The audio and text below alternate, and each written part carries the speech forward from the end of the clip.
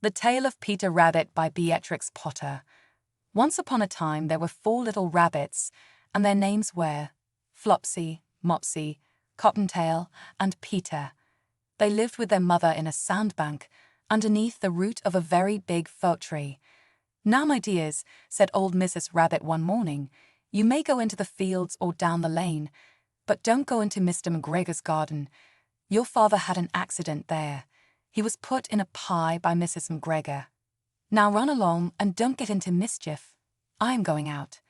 Then old Mrs. Rabbit took a basket and her umbrella and went through the wood to the baker's. She bought a loaf of brown bread and 5 currant buns. Flopsy and Mopsy Cottontail, who were good little bunnies, went down the lane to gather blackberries, but Peter, who was very naughty, ran straight away to Mr. McGregor's garden and squeezed under the gate. First he ate some lettuces and some French beans, and then he ate some radishes, and then, feeling rather sick, he went to look for some parsley. But round the end of a cucumber frame, whom should he meet but Mr. McGregor?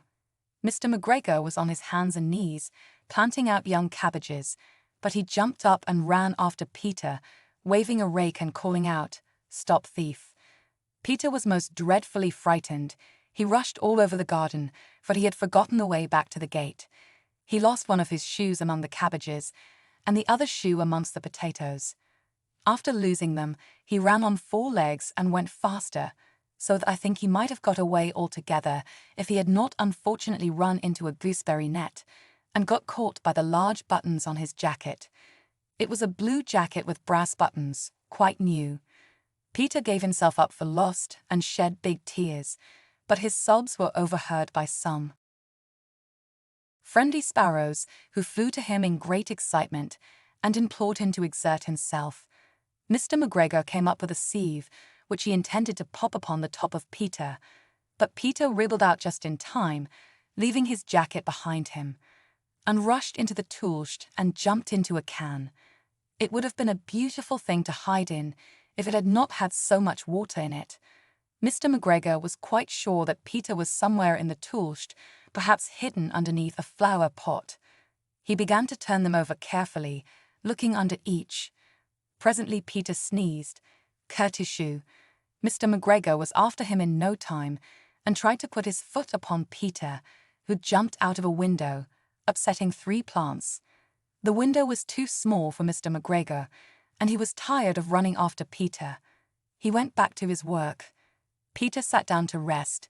He was out of breath and trembling with fright, and he had not the least idea which way to go. Also, he was very damp with sitting in that can.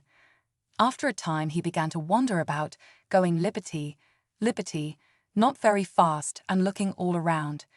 He found a door in a wall, but it was locked, and there was no room for a fat little rabbit to squeeze underneath. An old mouse was running in and out over the stone doorstep, carrying peas and beans to her family in the wood. Peter asked her the way to the gate, but she had such a large pea in her mouth that she could not answer. She only shook her head at him. Peter began to cry. Then he tried to find his way straight across the garden, but he became more and more puzzled. Presently, he came to a pond where Mr. McGregor filled his water cans. A white cat was staring at some goldfish. She sat very, very still, but now and then the tip of her tail twitched as if it were alive. Peter thought it best to go away without speaking to her.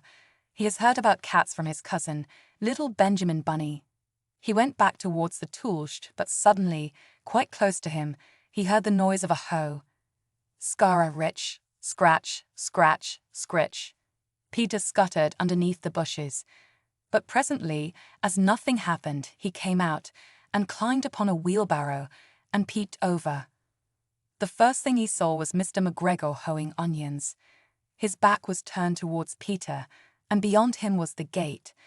Peter got down very quietly off the wheelbarrow and started running as fast as he could go, along a straight walk behind some blackcurrant bushes.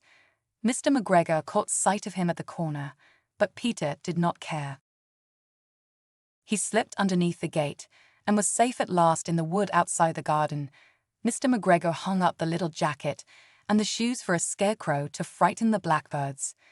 Peter never stopped running or looked behind him till he got home to the big fir tree. He was so tired that he flopped down upon the nice soft sand on the floor of the rabbit hole and shut his eyes. His mother was busy cooking.